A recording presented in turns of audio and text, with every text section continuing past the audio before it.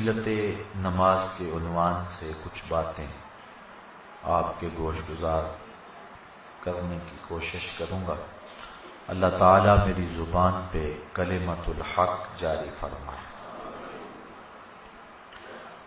نماز ایک اہم فریضہ ہے۔ توحید باری تعالیٰ پر ایمان تیقن کے بعد نماز کی اہمیت اور اس کی تاکید جس انداز کے ساتھ فرمائی گئی ہے وہ کسی سے مخفی نہیں ہے۔ قرآن مجید میں 750 مرتبہ مختلف صیغوں سے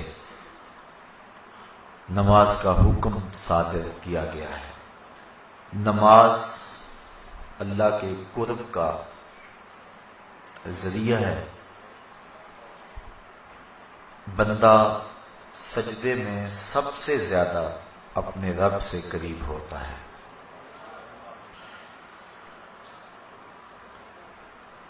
انسان اشرف المخلوقات ہے۔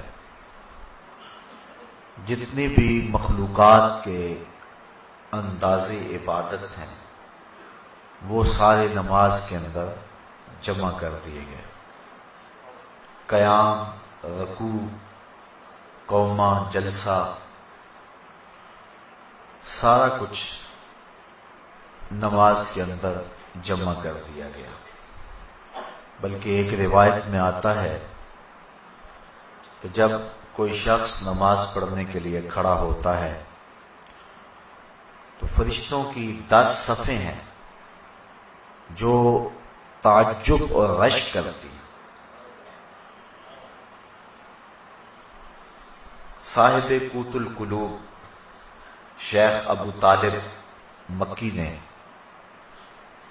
اس کا مفصل تذکرہ فرمایا ہے کہ کچھ فرشتے قیام میں ہیں، کچھ فرشتے قعود میں ہیں، کچھ فرشتے رکوع میں ہیں، کچھ فرشتے سجدے میں ہیں۔ کچھ تسبیح کر رہے ہیں، کچھ تحلیل کر رہے ہیں، کچھ استغفار طلب کر رہے ہیں، کچھ ثنا کرتے ہیں، کچھ درود پڑھتے ہیں اور کچھ دعا مانگ رہے ہیں۔ جو رکوع کرتا ہے وہ ہمیشہ رکوع میں ہے، سجدہ اس کا مقصود نہیں ہے۔ جو قیام میں ہے وہ قیامت تک قیام میں ہی رہے گا۔ جو تسبیح کر رہا ہے اس کا وظیفہ تسبیح ہی ہے۔ جو ثنا میں لگا ہے وہ ثنا کو ہی ساری زندگی قیامت تک اپنائے رکھے گا۔ جو استغفار طلب کر رہا ہے وہ استغفار میں ہی ہے۔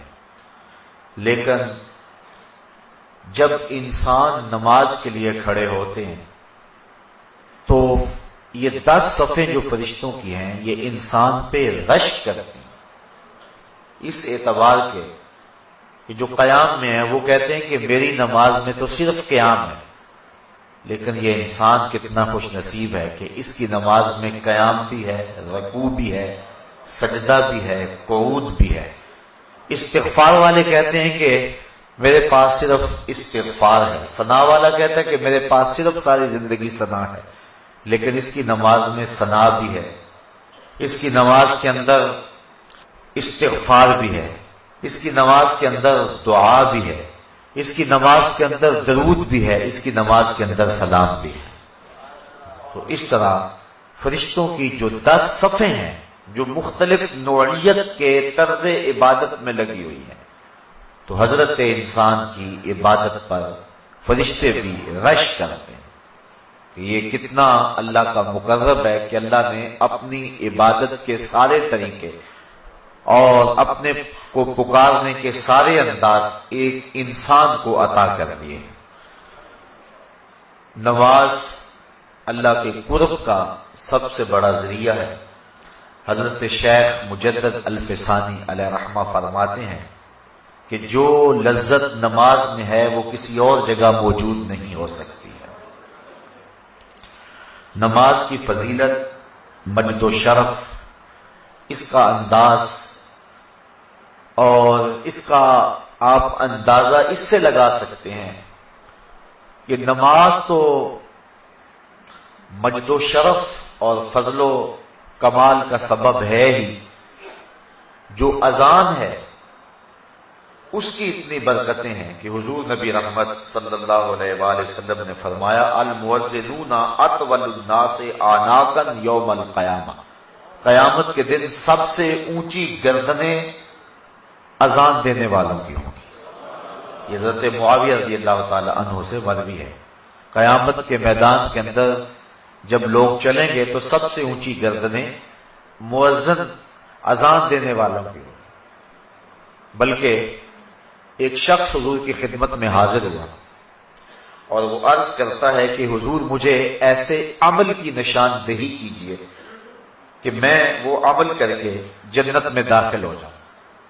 تو حضور نے فرمایا کن مؤذنا، تو مؤذن بن جا، پنجگانہ اذان دیا کر۔ اس نے کہا لا استطیع، میں اس کی استطاعت نہیں رکھتا۔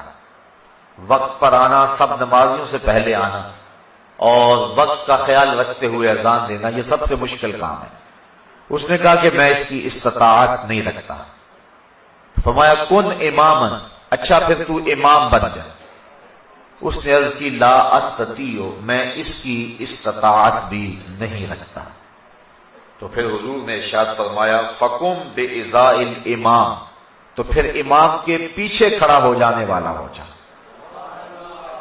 تو اگر کوئی شخص جنت میں داخل ہونا چاہتا ہے تو ان تین چیزوں میں سے ایک چیز اس کو ضرور اختیار کرنا پڑے گی، یا مؤذن بن جائے، یا امام بن جائے، یا امام کے پیچھے کھڑا ہونے والا ہو جائے۔ تو نماز کی جو فضیلت ہے وہ تو ہے ہی، اذان کی اتنی فضیلت ہے۔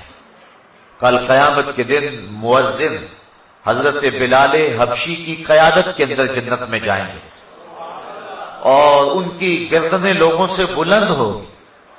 بلکہ نماز کے لیے ایک مؤذن تو اذان دیتا ہے، اس کی تو برکتیں ہیں ہی۔ ایک حدیث میری نظر سے گزری، لا تسبوا الدیک لأنہ یوقظ للصلاۃ، فرمایا کبھی مرغے کو گالی نہ دینا، یہ تمہیں نماز کے لیے جگاتا ہے۔ جو مرغا نماز کے لیے بیدار کرے وہ محبوب بن جاتا ہے، تو جو نماز کے لیے اذان دے وہ کتنا محبوب ہوتا ہے۔ وہ محبوب ہوتا ہے تو جو نماز جو مقصود ہے، جو پڑھے پھر اس کو اللہ کی محبت کتنی حاصل ہوتی ہے۔ بلکہ جب کوئی شخص ندا دیتا ہے، حدیث شریف میں لفظ ہیں حضرت ابو ہریرہ رضی اللہ تعالی عنہ سے مروی ہے، جو شخص ندا دے اور پھر جو اس کا جواب دے۔ حضرت بلال حبشی نے ندا دی، حضور کے ساتھ صحابہ تھے۔ جب حضرت بلال حبشی خاموش ہوئے تو حضور نے ارشاد فرمایا من قال مثل ھذا یقینا دخل الجنہ، جس نے یقین کے ساتھ جو بلال نے کہا ہے وہ جواب میں کہے، یعنی اذان کا جو جواب دے دے، فرمایا جو یقین کے ساتھ اذان کا جواب دے دے، فرمایا وہ سیدھا جنت میں جائے گا۔ ابھی نماز کی جو فضیلت ہے وہ ایک بہت بڑا امر ہے۔ اذان دینے والے کی جو برکتیں ہیں اور اس کو جو مجد و شرف ملتا ہے، اور اذان کی جو پکار پہ لبیک کہتا ہے، لوگ تین طرح کے ہیں۔ ایک وہ ہیں کہ جب اذان ملتی ہے تو وہ فوراً سارے کام چھوڑ کے نماز کی تیاری میں لگ جاتے ہیں۔ ایک روایت میں آتا ہے قیامت کے دن کچھ لوگ جن کے چہرے ستاروں اور موتیوں کی طرح چمکتے ہوں گے وہ ظاہر ہوں گے، لوگوں کی ایک جماعت ہوگی۔ فرشتے ان کو پوچھیں گے تم کون ہو؟ تو وہ عرض کریں گے کہ ہم وہ لوگ ہیں کہ جو ہی اذان ہوتی تھی ہم سارے کام چھوڑ دیتے تھے اور فوراً وضو کر کے مسجد کا رخ کرتے تھے۔ تو فرشتے انہیں مبارک دیں گے اور جنت کا مجدہ دیں گے۔ پھر ایک جماعت اور آئے گی جن کے چہرے چاند کی طرح چمک رہے ہوں گے۔ فرشتے انہیں پوچھیں گے تم کون ہو؟ تو وہ کہیں گے کہ ہم وقت داخل ہونے سے پہلے ہی وضو کر لیا کرتے تھے اور اذان کے ساتھ ہی مسجد کی طرف چل دیتے تھے۔ فرشتے انہیں مبارک دیتے ہیں اور جنت کا مجدہ دیتے ہیں۔ پھر ایک اور جماعت آئے گی جن کے چہرے سورج کی طرح چمکدار ہیں۔ فرشتے پوچھیں کہ تم کون ہو؟ تو وہ کہیں گے کہ ہم وہ لوگ ہیں کہ ہم وضو کر کے طہارت بنا کے مسجد میں پہنچ جاتے تھے تو اذان ہوتی تھی، یعنی ہم اذان مسجد میں ہی سنتے تھے۔ حضرت سعید بن المسیب رضی اللہ تعالی عنہ جلیل القدر تابعی ہیں، آنکھوں سے نابینے تھے لیکن جو روشنی دل میں تھی، جو بینا ہے ان کے پاس بھی وہ اجالے کہاں ہو سکتے ہیں جو حضرت سعید بن المسیب کے پاس تھے۔ اللہ اکبر۔ کہتے ہیں 40 سال تک حضرت سعید بن المسیب نے جو ہے وہ تکبیر اولا بھی قضا نہیں ہونے دی، اسی وجہ سے ان کا نام پڑ گیا تھا حمامت المسجد، مسجد کا کبوتر، یعنی جس طرح کبوتر ہیں مسجدوں کے اندر رہتے ہیں تو حضرت سعید بن المسیب کا یہ نام پڑ گیا تھا۔ حالانکہ وہ آنکھوں سے نابینے تھے لیکن انہوں نے مسجد کی حاضری کا اس طرح التزام کیا کہ ان کا نام ہی حمامت المسجد پڑ گیا تھا۔ بلکہ جب یزید نے مدینے کو اجاڑا ایام حرہ میں، جب اس نے 3 دن تک اہل مدینہ کو سخت پریشان رکھا اور اس کے گھوڑے مسجد نبوی کے اندر باندھے گئے، اس وقت جو بھی پکڑا جاتا اس کو قتل کر دیا جاتا، تو حضرت سعید بن المسیب ان ایام کے اندر بھی مسجد میں رہے۔ فرماتے ہیں کہ لیکن میں پریشان تھا کہ ظہر کا وقت ہوگا کون بتائے گا، مغرب عشاء کا وقت ہوگا کون بتائے گا۔ 3 دن تک مسجد نبوی میں نہ اذان ہوئی نہ اقامت ہوئی۔ یہ بڑے خطرناک دن آئے ہیں، اور یہ یزید بدبخت نے جس طرح کربلا میں ظلم کیا، اس نے مکہ المکرمہ میں بھی ظلم کیا اور اس نے مدینہ رسول میں بھی ظلم کیا، اور 3 دن تک مسجد نبوی میں اس کے ظلم کی وجہ سے اذان اور اقامت نہیں ہوئی۔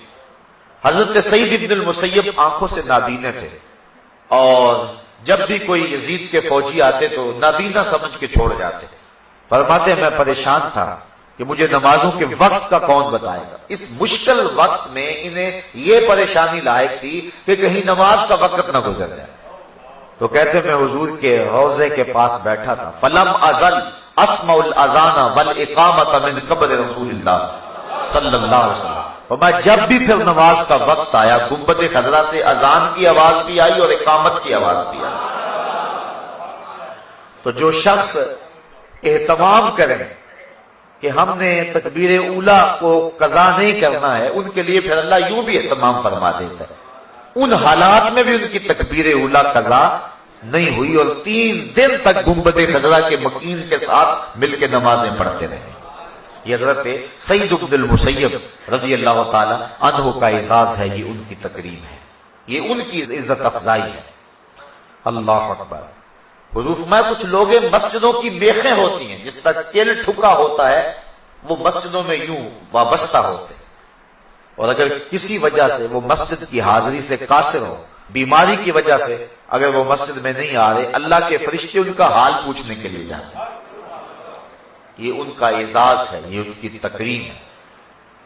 بلکہ فرمایا سبعۃ یظلھم اللہ تعالی فی ظلہ یوم لا ظل الا ظلہ، امام عادل وشاب نشأ فی عبادۃ اللہ ورجل قلبہ معلق بالمساجد ورجل دعته امرأة ذات منصب وجمال فقال انی اخاف اللہ ورجلان تحابا فی اللہ اجتمعا علیہ وتفرقا الیہ ورجل تصدق بصدقۃ فاخفاها حتى لا تعلم شماله ما تنفق يمينه ورجل ذکر اللہ خالیا ففاضت عیناہ۔ فرمایا 7 اشخاص ایسے ہیں قیامت کے دن جب کوئی سایہ نہیں ہوگا، اللہ ان 7 کو اپنے عرش کا ٹھنڈا سایہ عطا فرمائے گا۔ ان میں سے جو تیسرا شخص بیان فرمایا، حدیث طویل ہے، وَرَجُلٌ قَلْبُهُ مُعَلَّقٌ بِالْمَسَاجِدِ، وہ آدمی جس کا دل مسجد کے ساتھ لگا ہوا ہے، اسے جب بھی ڈھونڈو مسجد میں ملے گا، مسجد کے ساتھ وابستہ ہے، مسجد کی تعمیر کے لیے، مسجد کی آبادی کے لیے، مسجد کی صفائی کے لیے، اس کا دل مسجد سے وابستہ ہے۔ حضور فرمایا کل قیامت کے دن جب کوئی سایہ نہیں ہوگا، اس شخص کو اللہ اپنے عرش کا ٹھنڈا سایہ نصیب فرما دے۔ اللہ اکبر۔ تو اذان، اقامت اور مسجد یہ نماز سے متعلقہ چیزیں ہیں، اور اللہ تعالیٰ نے ان متعلق چیزوں پر بھی وہ برکتیں اور وہ شرف رکھا ہے کہ انسان کی نجات کی یہ چیزیں ضمانت ہیں، تو پھر جو نماز ہے، نفس نماز، پھر اس کی کیفیت کیا ہو؟ بلکہ ایک حدیث میں آتا ہے اذا صبب بالصلاۃ فتحت ابواب السماء واستجیبت دعاء، جب اقامت ہوتی ہے تو اللہ آسمان کے دروازے کھول دیتا ہے، اور یہ جو اقامت کا وقت ہوتا ہے اس وقت جو دعا مانگو اللہ وہ دعا پوری فرما دیتا ہے۔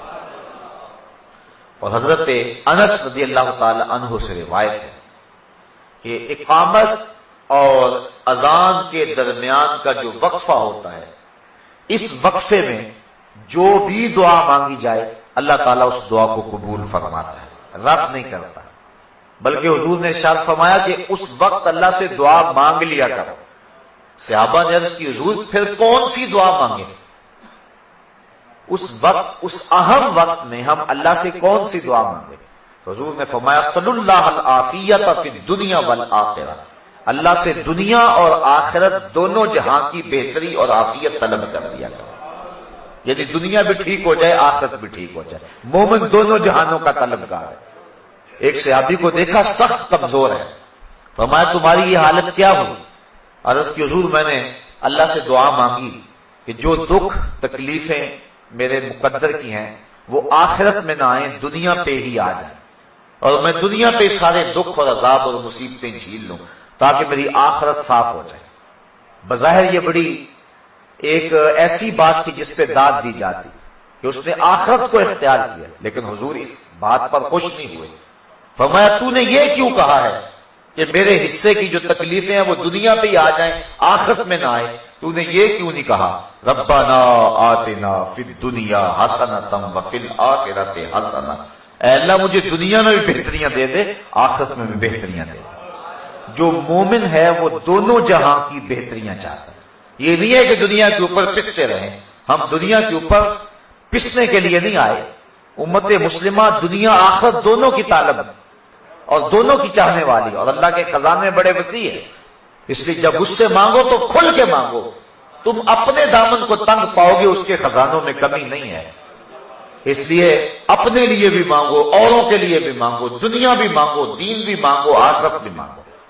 تو عرض کی کہ حضور اذان اور اقامت کے درمیان اللہ سے کیا مانگے؟ تو فرمایا صلی اللہ العافیۃ فی الدنیا والآخرہ، اللہ سے دنیا اور آخرت کی عافیت طلب کرو۔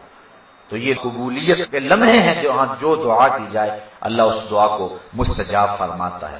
بلکہ نماز تو آگے آتی ہے، جب انسان وضو کے لیے اپنے چلو میں پانی لیتا ہے تو اللہ تعالیٰ اس کے چلو میں پانی لیتے ہی اس کے گناہوں کو معاف فرما دیتا ہے۔ حضرت عثمان بن عفان رضی اللہ تعالی عنہ، آپ ایک جگہ تشریف لائے اور آپ نے پانی منگوایا، پھر اس کے بعد آپ نے وضو کیا، اور وضو کرتے کرتے آپ مسکرانے لگے۔ جو لوگ پاس کھڑے تھے حضرت عثمان ابن عفان انہیں کہنے لگے کہ تم نے مجھے پوچھا نہیں کہ میں مسکرایا کیوں؟ لوگوں نے کہا اچھا آپ بتائیں کہ آپ کیوں مسکرائے ہیں؟ تو حضرت عثمان فرمانے لگے کہ ایک دن میں حضور علیہ السلام کے ساتھ تھا، تو آقا کریم علیہ السلام نے وضو کیا اور یوں مسکرائے، لوگ کھڑے تھے، تو حضور نے فرمایا الا تسألونی ما اضحکک، تم نے مجھے پوچھا نہیں صحابہ کہ میں مسکرایا کیوں؟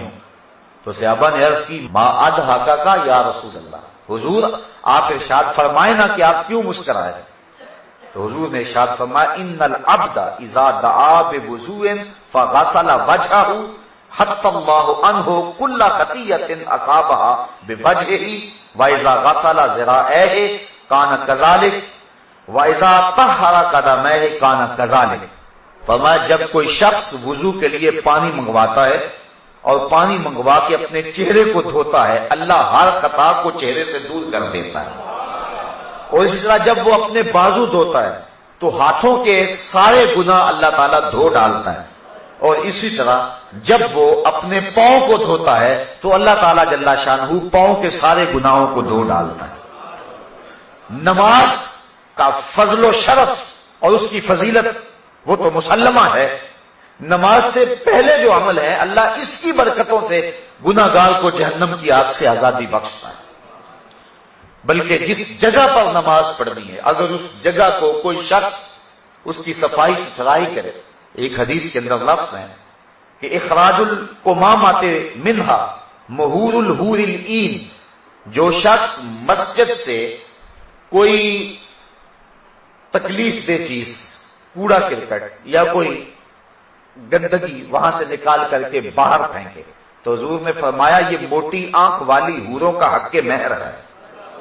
یہ جو مسجد کی صفائی کرتے ہیں، علماء نے لکھا ہے کہ مسجد صاف کرنے سے دل صاف ہوتا ہے. جو شخص مسجد صاف کرے اس کا دل پاک اور ستھرا ہو جاتا ہے. اور یہ مسجد سے جو آپ کوڑا کرکٹ نکال کے باہر پھینکتے ہیں یہ جنتی حور کا مہر ہے جو آپ ادا کر رہے ہیں. اللہ اکبر. بلکہ حضور علیہ السلام نے ارشاد فرمایا من بنا للہ مسجدا، جس نے اللہ کے لیے مسجد بنائی، کس لیے یذکر فیہ، تاکہ اس مسجد میں اللہ کا ذکر ہو. فرمایا بنى اللہ لہ بیتا فی الجنہ، اللہ اس کے لیے جنت میں گھر بنا دیتا. اور ایک روایت میں ہے کہ جس نے تتر کے گھونسلے کے برابر یعنی حجم میں تھوڑی جگہ پر مسجد بنائی. علماء نے یہ لکھا ہے یہ نہ کہو فلاں مسجد چھوٹی ہے یا فلاں مسجد بڑی، یہ نہ کہو، کیونکہ کوئی بھی اللہ کا گھر چھوٹا نہیں ہے، سارے بڑے ہیں. یہ کہو فلاں میں نمازی زیادہ آتے ہیں، فلاں میں نمازی تھوڑے آتے ہیں، نمازیوں کی گنجائش کام میں فلاں میں، اور فلاں میں جو ہے وہ نمازیوں کی گنجائش زیادہ ہے، یہ کہو. بعض ہم عموماً ہمارے ہاں روزمرہ یہی ہے، ہم کہتے ہیں وہ چھوٹی سی مسجد، چھوٹی نہیں کہنا چاہیے مسجد کو. جس چیز کا تعلق رب سے ہو جائے پھر وہ چھوٹی نہیں رہتی، وہ بڑی ہو جاتی ہے. اس لیے اس مزاج کو بدلنے کی ضرورت ہے. بلکہ واصف علی واصف نے ایک بڑی خوبصورت بات لکھی. اس نے کہا مسجد کیا کوئی بھی شے چھوٹی نہیں ہے، کوئی شے چھوٹی تب نظر آتی ہے اسے دور سے دیکھا جائے یا پھر غرور سے دیکھا جائے. جب کسی کو دور سے دیکھو یا پھر غرور سے دیکھو تو وہ چھوٹا نظر آئے گا، ورنہ کوئی بھی شے کارخانہ قدرت میں چھوٹی نہیں ہے، ہر شے باعظمت ہے. تو بالخصوص جس چیز کی نسبت جو ہے وہ اللہ جل شانہ اس کے رسول کریم سے ہو جائے وہ چیز چھوٹی نہیں ہو سکتی ہے. یہ کہو گنجائش اس میں تھوڑی ہے نماز میں. حضور نے حضرت عباس بن عبد المطلب رضی اللہ تعالی عنہ حضور کے رشتے میں چچا لگتے ہیں، ان سے پوچھا کہ چچا آپ بڑے ہیں یا میں بڑا ہوں؟ تو انہوں نے جواب عرض کی حضور سال میں نے زیادہ گزارے ہیں، بڑے آپ ہی ہیں. یہ نہیں کہا کہ میں بڑا ہوں، کہا سال میں نے زیادہ گزارے ہیں لیکن بڑے آپ ہی ہیں. تو جب نسبت اچھی جگہ ہو تو پھر اپنی زبان کو احتیاط کے ساتھ حرکت دینی چاہیے. تو علماء نے اس جزیے کو بیان کیا ہے کہ یہ نہ کہو چھوٹی مسجد یا بڑی مسجد، بلکہ کہو فلاں مسجد میں نمازیوں کی گنجائش تھوڑی ہے، چھوٹی اس کو نہیں کہہ سکتے ہیں. تو جس نے تتر کے گھونسلے کے برابر یعنی اتنی تھوڑی جگہ پر مسجد بنائی اللہ اس کا بھی جنت میں محل بنا دیتا ہے. تو جس جگہ سجدہ کرنا ہے، جس جگہ پیشانی رکھنی ہے، اللہ اکبر، وہ جگہ بھی اتنی برکتوں کی حامل ہے. بلکہ فرمایا کہ خیر الاماکن، بہترین جگہیں روئے زمین پہ ہیں تو وہ مسجدیں ہیں، اور بدترین جگہیں اگر روئے زمین پہ ہیں تو وہ اسواق یعنی بازار ہیں. حکم ہے مسجد میں جلدی جاؤ اور دیر سے آؤ، بازار میں دیر سے جاؤ اور جلدی واپس آؤ.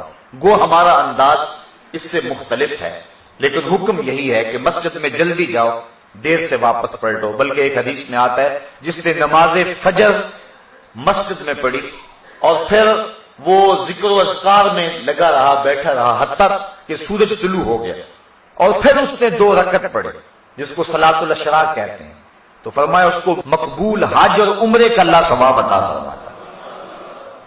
اللہ اکبر۔ تو یہ برکتیں ہیں اللہ کے پاک گھر کی جہاں نماز ادا ہونی ہے۔ باقی رہی بات نماز کی، اس کی کیا فضیلت ہے، تو آئیے حضرت نبی رحمت صلی اللہ علیہ وسلم کا ایک فرمان جس کو امام بخاری نے حضرت ابو ہریرہ رضی اللہ تعالی عنہ سے نقل کیا ہے، صحابہ سے مخاطب ہو کے کہا ارائیتم لو ان نہرا بباب احدکم یغتسل کل یوم خمسا ما تقول ذلك یبکی من درنہ قالوا لا یبکی من درنہ شیئا قال فذلك مثل الصلوات الخمس یمحو اللہ بہ الخطایا۔ فرمایا صحابہ ایک بات تو بتاؤ، اگر کسی شخص کے دروازے کے سامنے سے کوئی نہر گزرتی ہو اور وہ دن میں 5 مرتبہ اس نہر میں غسل کرے، مجھے بتاؤ کیا اس کے بدن پر کوئی میل کچیل باقی رہے گی؟ صحابہ نے عرض کی حضور اس کے بدن پر کوئی میل باقی نہیں رہے گی۔ فرمایا یہی 5 نمازوں کی مثال ہے، جو شخص پنجگانہ نماز پڑھتا ہے اس کے بدن پر گناہوں کا کوئی میل باقی نہیں رہتا۔ اللہ تعالیٰ گناہوں کو دھو دیتا ہے جس شخص نے پنجگانہ نماز کا مزاج بنا لیا۔ صحابہ فرماتے ہیں، اور یہ بھی حضرت امام بخاری نے حضرت عبداللہ رضی اللہ تعالیٰ عنہ سے روایت نقل کی ہے کہ حضور سے سوال کیا گیا ای العمل احب الی اللہ، حضور سب سے زیادہ اللہ کو محبوب عمل کون سا ہے، یعنی کون سا وہ عمل ہے جو اللہ کو سب سے زیادہ محبوب ہے؟ قال الصلاۃ علی وقتہا، فرمایا وقت پہ نماز پڑھنا۔ اولاد بنی آدم کے جتنے بھی اعمال ہیں اچھے نیک صالح اعمال، ان میں سے اللہ کو سب سے زیادہ محبوب عمل جو ہے وہ وقت پہ نماز پڑھنا ہے۔ ثم ایو، صحابہ نے عرض کی حضور پھر اس کے بعد؟ قال ثم بر الوالدین، پھر والدین کے ساتھ حسن سلوک کرنا۔ نماز کے بعد سب سے زیادہ اہمیت والدین کے ساتھ حسن سلوک کی ہے۔ آج کل من جملہ قباحتوں میں یہ قباحت بہت زیادہ پائی جا رہی ہے کہ لوگ اپنے والدین کی تعظیم نہیں کرتے، ان کی تذلیل کرتے ہیں۔ حضور نبی رحمت صلی اللہ علیہ وسلم کی خدمت میں ایک شخص حاضر ہوا اور اس نے عرض کی کہ حضور میرا بیٹا اپنی چیزوں کو مجھے ہاتھ نہیں لگانے دیتا۔ تو حضور علیہ السلام نے اس کے بیٹے کو بلایا، پوچھا، اس نے عرض کی حضور اس کو پتہ نہیں ہے تو یہ میری چیزیں خراب کر دیتا ہے۔ امام طبرانی نے موجب میں یہ روایت بیان کی، حضور کی آنکھوں میں آنسو آ گئے اور حضور فرمایا ایک وقت وہ تھا کہ اس کی چیزیں تو خراب کرتا تھا، اس نے تو نہیں کہا تھا کہ یہ میری چیزیں خراب کرتا اور میں ہاتھ نہیں لگانے دوں گا۔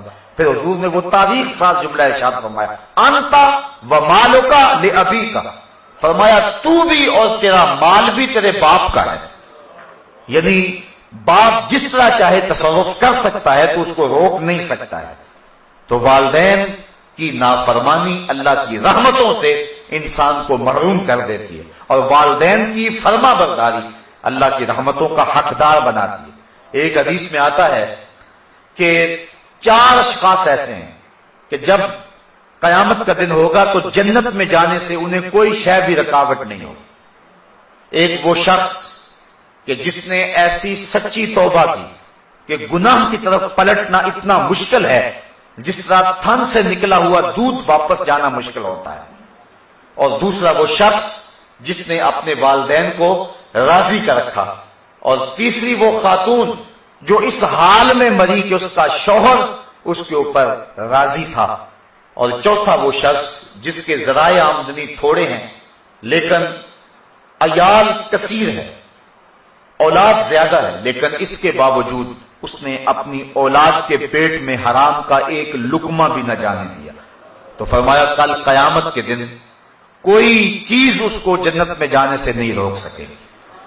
تو والدین کی فرما برداری کرنا یہ نماز کے بعد اہم فریضہ ہے۔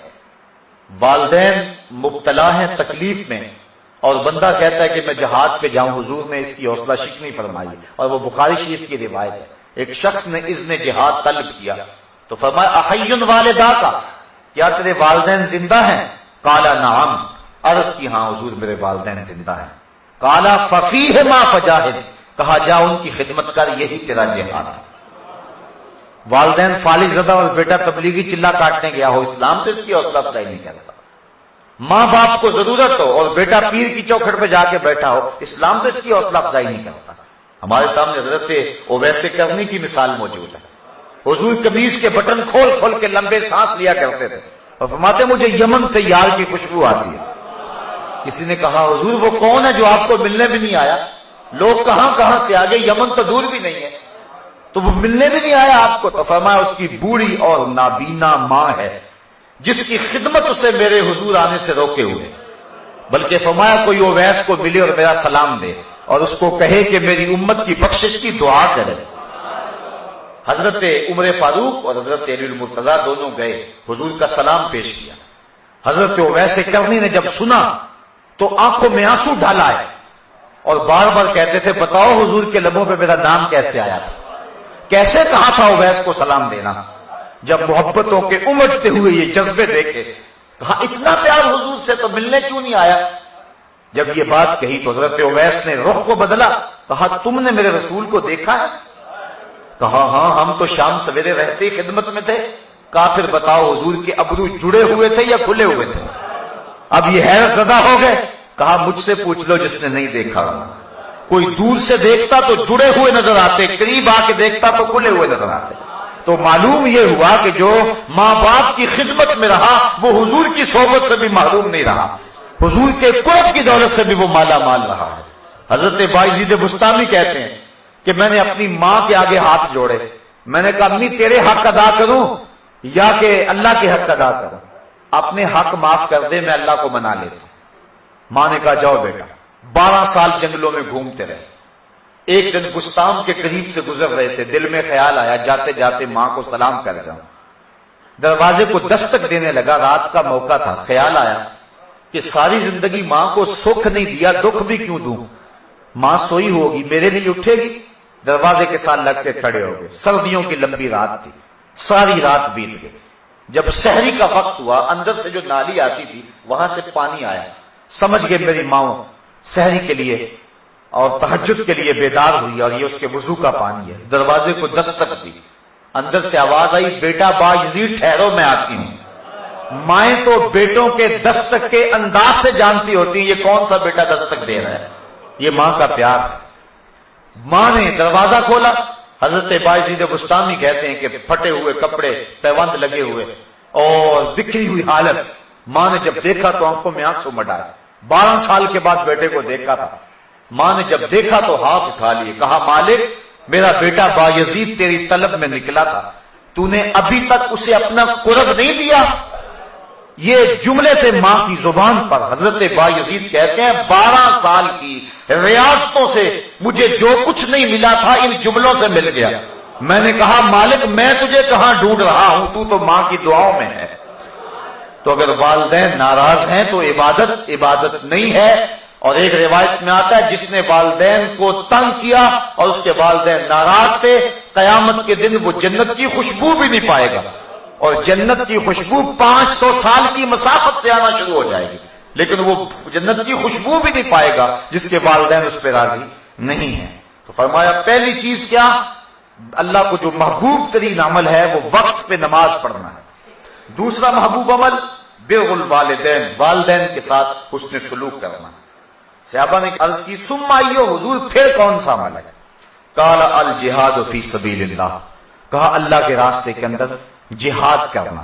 تو سب سے اولیت نماز کو، پھر اس کے بعد والدین کے ساتھ حسن سلوک کرنے کو، اور پھر تیسرے نمبر پہ حضور نے جہاد کا ذکر فرمایا۔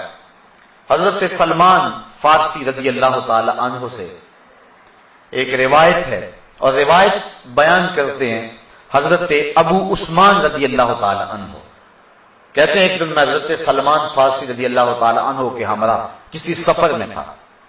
خزاں کا موسم تھا اور درختوں کی شاخوں کے اوپر جو پتے تھے وہ زرد ہو گئے ہوئے تھے۔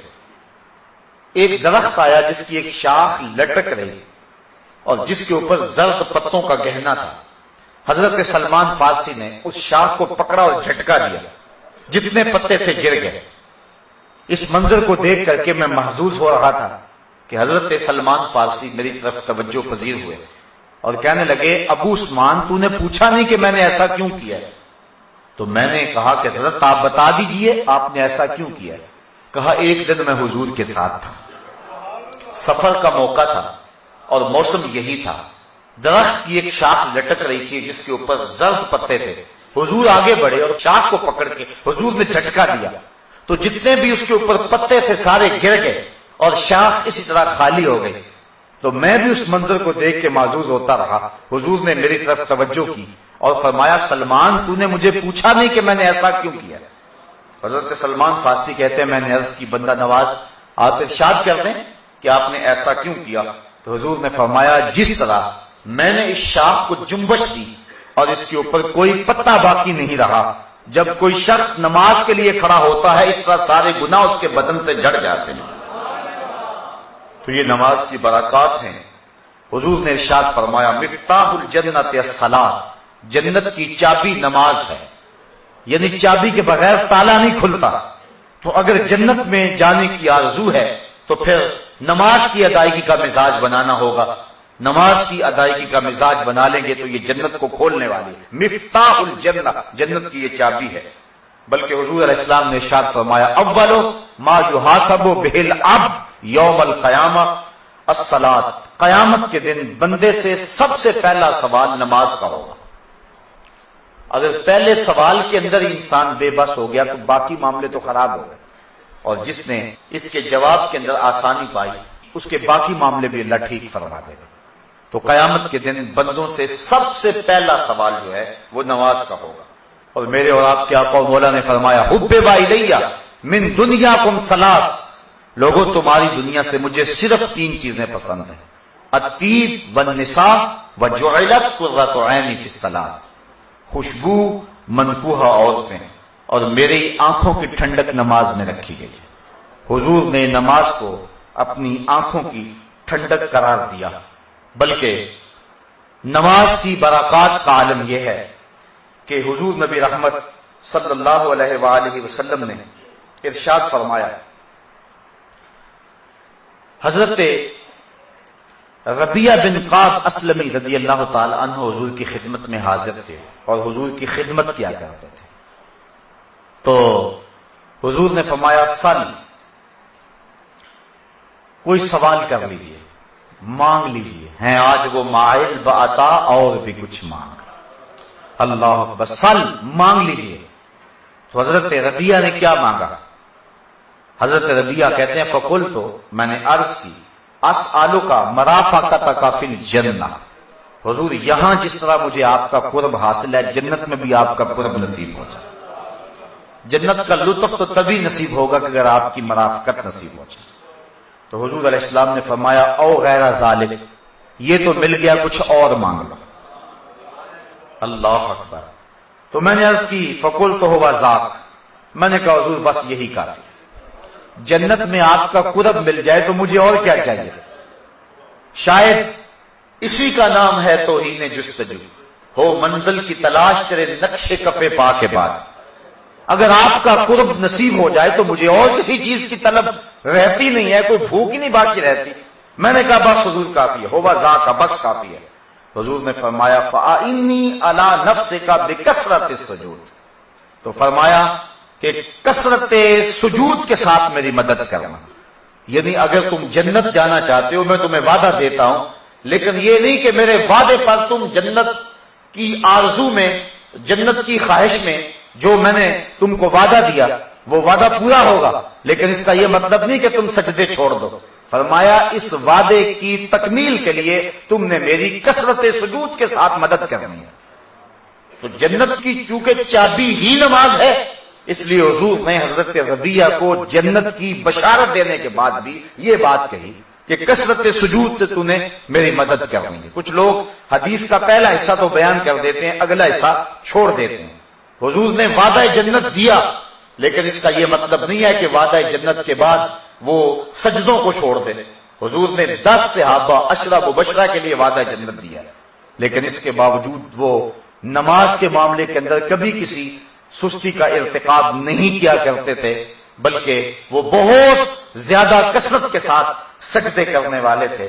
حضور نبی رحمت صلی اللہ علیہ وآلہ وسلم نے ارشاد فرمایا، اور ایک حدیث سنیے، اس کو روایت حضرت عبداللہ ابن عمر رضی اللہ تعالی عنہ فرماتے ہیں کہ صلینا مع رسول اللہ صلی اللہ علیہ وسلم المغرب، ہم نے حضور کے ساتھ مغرب کی نماز پڑھی، فرجع من رجع وعقب من عقب، کچھ لوگ چلے گئے اور کچھ لوگ مسجد میں ہی بیٹھے رہے، فجاء رسول اللہ صلی اللہ علیہ وسلم مسرعا، حضور تشریف لائے اور حالت یہ تھی کہ حضور بڑے تیز تیز قدم اٹھا کے جہاں صحابہ بیٹھے تھے ادھر آ رہے تھے، اور پھر حضور نے جب صحابہ کو دیکھا، قالا ابشروا، فرمایا مبارک ہو، خوشخبری ہو تمہیں، ھذا ربکم قد فتح بابا من ابواب السماء، تمہارے رب نے آسمان کے سارے دروازے کھول دیے، یہ تمہارا رب ہے اور اس نے آسمان کے سارے دروازے کھول دیے ہیں،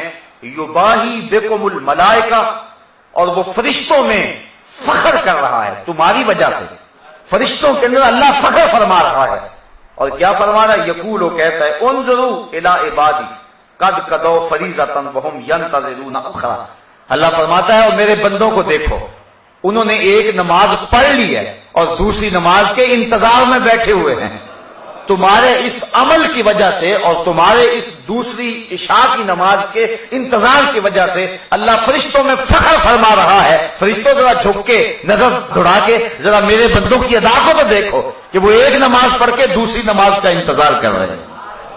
تو نماز کا طالب جو ہے وہ اللہ جل شانہ اس پہ فخر کرتا ہے، حالانکہ بندے کو عجز اور نیاز مندی کے اظہار کے لیے نماز پڑھنا ہوتی ہے، لیکن نماز پڑھنے والے پہ اللہ کتنا راضی ہوتا ہے کہ فرشتوں کو کہتا ہے اور آسمان کے سارے در کھول کے کہتا ہے، فرشتوں دیکھ لو میرے بندوں کو، چونکہ فرشتوں نے کہا تھا کہ سجدے تو ہم کریں گے، رکوع تو ہم کریں گے، یہ تو دھینگا مشتی کریں گے، یہ تو فساد اور شر پھیلائیں گے، اللہ فخر کرتا ہے اپنے ان بندوں پہ جو ایک نماز کے بعد دوسری نماز کے منتظر ہوتے ہیں، اور فرشتوں کہتا ہے دیکھو میرے بندوں کو، تم تو کہتے تھے کہ یہ لڑائی کریں گے، دیکھو کہ نماز پڑھ لیا، گھر کو نہیں جا رہے کہ دوسری پڑھ کے جائیں گے۔ اللہ بندوں کے اس عمل پہ جو ہے وہ فرشتوں کے اندر فخر فرما رہا ہے۔ حضور نبی رحمت صلی اللہ علیہ وآلہ وسلم نے ارشاد فرمایا، من ترک الصلاۃ متعمدا فقد کفر جہارا، جس نے جان بوجھ کے نماز چھوڑی گویا اس نے اعلانیہ کفر کیا ہے۔ اور ایک حدیث کے لفظ سنیے، حضور نبی رحمت صلی اللہ علیہ وسلم نے نمازیوں کو بشارت دی جو پنجگانہ نماز جماعت کے ساتھ پڑھتے ہیں، اور ساتھ یہ بھی ارشاد فرمایا کہ جو لوگ نماز نہیں پڑھتے ہیں کل قیامت کے دن دشمنان خدا امیہ کے ساتھ اور حامان کے ساتھ، قارون کے ساتھ اور فرعون کے ساتھ کل قیامت کے دن کھڑے کر دیے جائیں گے۔ ہم میں سے کیا کوئی شخص یہ چاہتا ہے اور کوئی اس بات کو گوارا کر سکتا ہے کہ اللہ اور اس کے رسول کے دشمنوں کے ساتھ ہم کل قیامت کے دن کھڑے ہوں؟ لیکن اگر کوئی شخص نماز چھوڑنے کا عادی ہے تو اس کو دشمنان خدا کے ساتھ کھڑا ہونا پڑے گا۔ اللہ تعالیٰ قرآن مجید میں فرماتا ہے کہ کچھ لوگوں کو قیامت کے دن راستے میں لوگ ان کو ملیں گے اور وہ کہیں گے ما سلککم فی سقر، تم جہنم میں کیوں جا رہے ہو؟ تو وہ جواب کے اندر یہی کہیں گے کہ لم نک من المصلین، ہم نماز نہیں پڑھا کرتے تھے، نماز نہ پڑھنے کی پاداش میں آج ہم جہنم کا ایندھن بن رہے ہیں۔ نماز پڑھنے والے اللہ کی رحمتوں کے حقدار ہوں گے، اور جب کوئی بندہ نماز کے لیے کھڑا ہوتا ہے اللہ فرشتوں کو کہتا ہے کہ میرا بندہ میرے حضور کھڑا ہونے لگا ہے، اس کے بدن سے گناہ اتار کے ایک سمت ڈھیر لگا دو تاکہ میرا بندہ میرے حضور پاک صاف ہو کے کھڑا ہو جائے۔ تو بندہ نماز پڑھتا رہتا ہے۔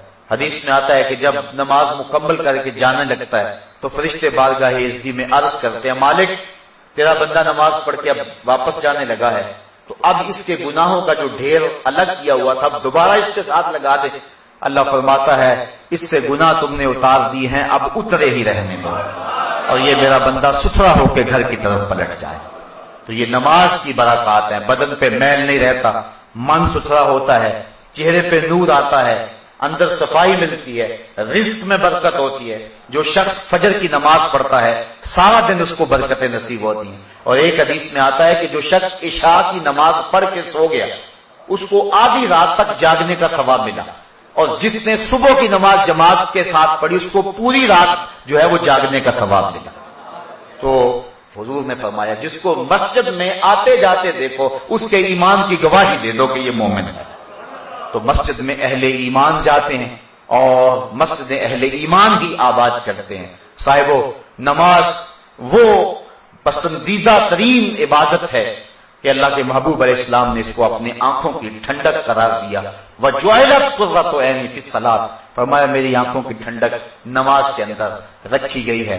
ماہ صیام رمضان المبارک کے دامن سے جب نور ہمارے دل میں داخل ہوتا ہے تو ہم نے دیکھا کہ جو لوگ جمعۃ المبارک بھی نماز نہیں پڑھتے ہیں وہ بھی پنجگانہ نماز کے عادی ہو جاتے ہیں۔ کاش اس نور کو اپنے دل کے اندر ہم محفوظ کر لیں اور رمضان المبارک کے بعد بھی ہم نمازوں کے تسلسل کو باقی رکھیں۔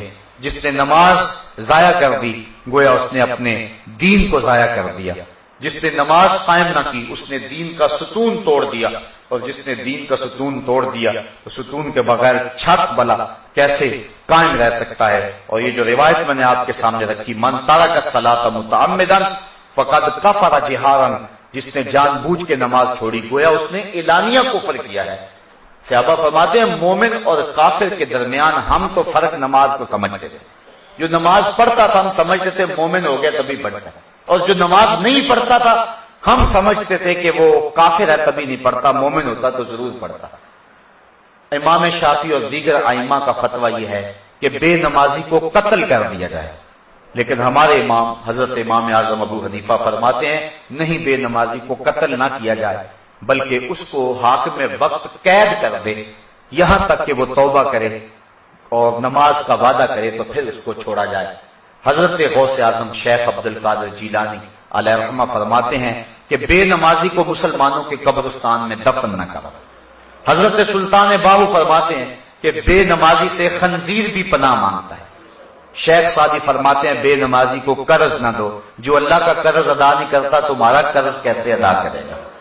تو یہ وعیدیں ہیں بے نمازی کے لیے، اور یہ خوشخبریاں تھیں احادیث کے ذخیرہ سے جو میں نے انتخاب کر کے آپ کے سامنے رکھی کہ اللہ نمازی کو کتنی برکتیں عطا فرماتا ہے اور اس کے اندر کتنے اجالے اور نور اترتے ہیں۔ اصل پتہ تو کل قیامت کے دن چلے گا، لیکن صاحبو جو دنیا کے اوپر نماز پڑھنے کا مزاج رکھتا ہے اللہ تعالیٰ جل شانہ آخرت کے اندر اس کو صلے دے گا ہی، اس کا دل طمانیت کے نور سے مالا مال ہو جاتا ہے۔